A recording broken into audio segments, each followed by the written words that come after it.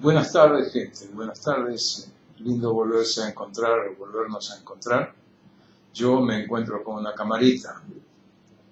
Prefiero verles la cara a ustedes, pero bueno, las cosas de la vida son así. Estamos viendo el tema Salmos. La semana pasada hicimos un pequeño gran bosquejo. Hoy voy a seguir haciendo grandes bosquejos y respecto de un salmo, que es el Salmo 23, tomar alguna ideita como para interpretarla a mi manera. El tema de los salmos, acá yo tengo un texto que ustedes han de leer, que estimo que no necesita grandes explicaciones de mi parte porque lo que he leído está suficientemente claro.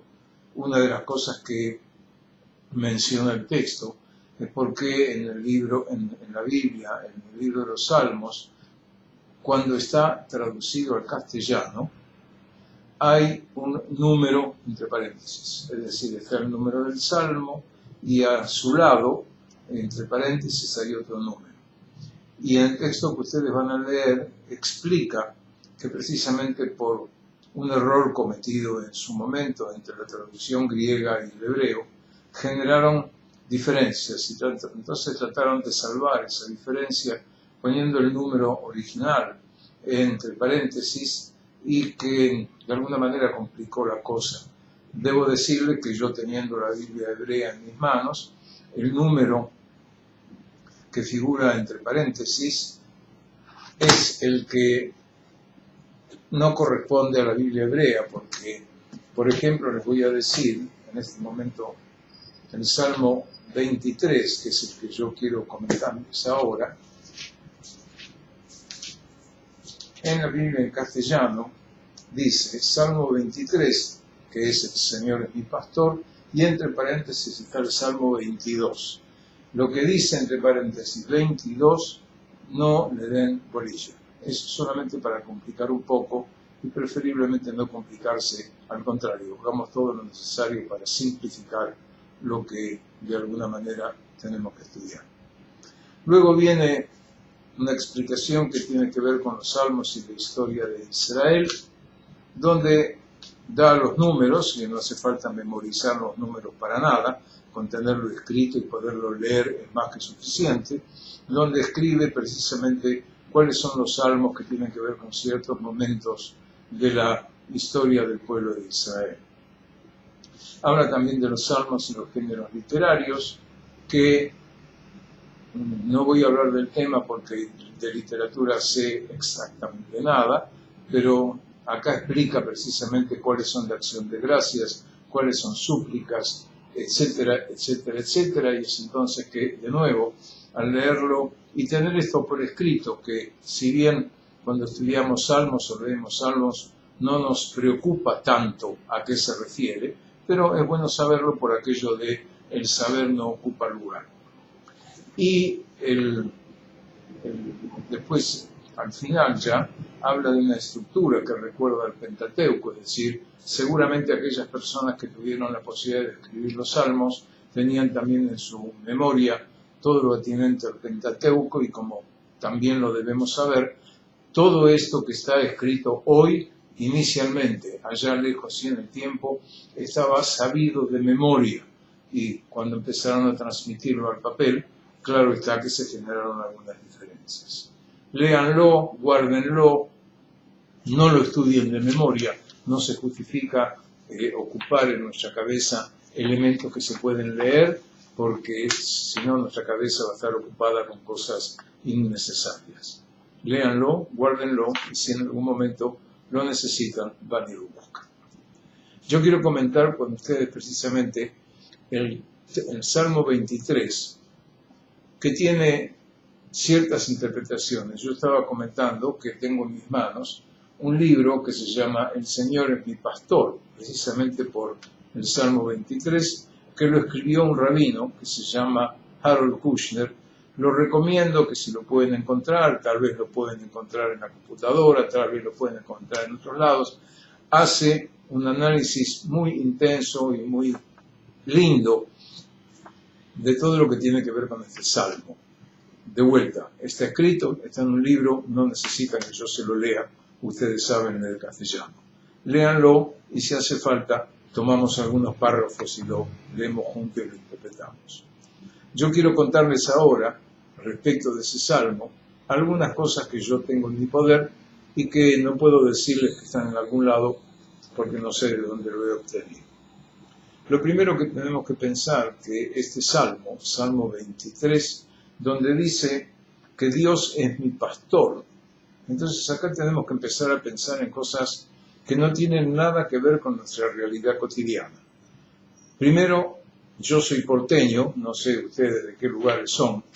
En mi vida vi un rebaño de animales o de cuadrúpedos. Entonces tener que pensar en un rebaño, supuestamente de ovejas, supuestamente, donde Dios es el que conduce ese rebaño. Por ende, nosotros, seres humanos, ocupamos una característica que muchas veces no nos gusta cuando hablan que no ser parte de una manada, sino que es vivir en forma individual y siendo cada uno quienes somos. Pero, en este caso en particular, sí formamos parte de una manada donde Dios es el que conduce la manada. Y yo pienso que el sentir o el pensar y sentir que Dios está conduciendo la manada en la cual yo formo parte, nos da una cierta tranquilidad, seguridad, o como querramos llamarlo. Pero acá se genera algo que es muy interesante, que es una relación. Dios conduce la manada de la cual yo soy parte y por lo tanto se genera una relación. Nada me faltará.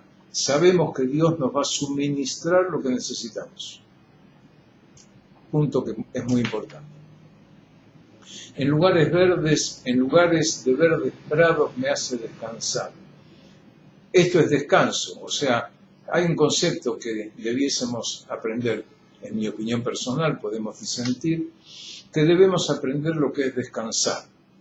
Descansar no es que buen fin de, no, hay que ver lo que uno hace en el fin de. Y no hace falta esperar el fin de para descansar, sino que empezar por parar nuestra cabeza para que nuestro cuerpo descanse. Porque hay un concepto expuesto por un monje benedictino alemán que se llama Anselm Grün, no sé si pronuncio bien, yo no sé alemán, donde él dice, en muchos de sus libros, en algunos de sus libros, el cuerpo dice lo que el alma calla. Por ende, poder acallar el alma, poder acallar la mente, eso es descansar. Y no hace falta un finde y no hace falta dejar de trabajar. Al contrario, cuanto más tranquilos estemos y cuanto más descansado esté nuestro cuerpo y nuestra mente y alma, en el trabajo rendiremos mucho más.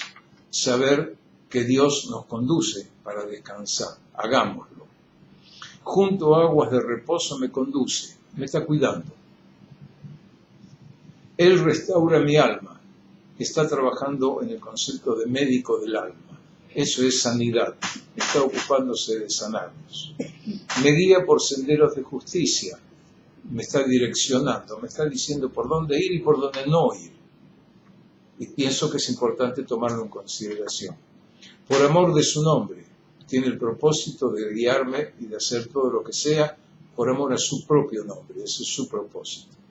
Aunque pase por valles de sombra de muerte, es una traducción que tal vez en el castellano no está, pero la realidad es así, por valles de muerte, es una prueba de lo que Él está haciendo. No temeré mal alguno. Fe. Tengo suficiente fe, porque me está diciendo que, dado que me conduce por donde me conduce, yo tengo fe y no he de tener miedo.